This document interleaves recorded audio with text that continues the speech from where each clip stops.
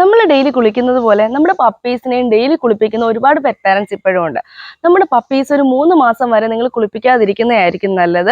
അവരുടെ ശരീരത്തിൽ എന്തെങ്കിലും സ്മെല്ലൊക്കെ ഫീൽ ചെയ്യുവാണെങ്കിൽ നമുക്ക് ഉപയോഗിക്കാൻ പറ്റുന്ന പെറ്റ് വൈപ്സ് യൂസ് ചെയ്യാം. അതുപോലെ തന്നെ ഡ്രൈ ഷാമ്പൂ ഇന്ന് അവൈലബിൾ ആണ്. അപ്പോൾ അതൊക്കെ യൂസ് ചെയ്ത് നിങ്ങളുടെ പപ്പീസിനെ ഒന്ന് തുടച്ചെടുക്കുന്നത് നല്ലതായിരിക്കും. അതുപോലെ തന്നെ നമ്മുടെ പപ്പീസിന് സമ്മറിലാണെങ്കിൽ മാസത്തിൽ 2 തവണയും വിന്ററിലാണെങ്കിൽ മാസത്തിൽ 1 തവണ കുളിപ്പിക്കുന്നതായിരിക്കും ബെറ്റർ.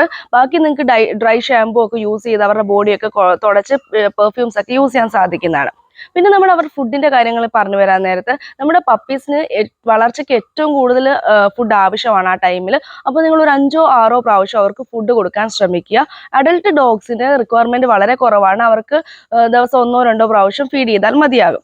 അപ്പം ശ്രദ്ധിക്കേണ്ട കാര്യം എന്ന് വെച്ചാൽ പപ്പീസിൽ നമുക്ക് തുടക്കത്തിൽ ഫുഡ് കൊടുക്കുന്ന സമയത്ത് അവർക്ക് പപ്പി സെർലാക്ക് ഇൻട്രൊഡ്യൂസ് ചെയ്യാം. അതുപോലെ തന്നെ പപ്പി ഫുഡ് ആഡ് ചെയ്യാം.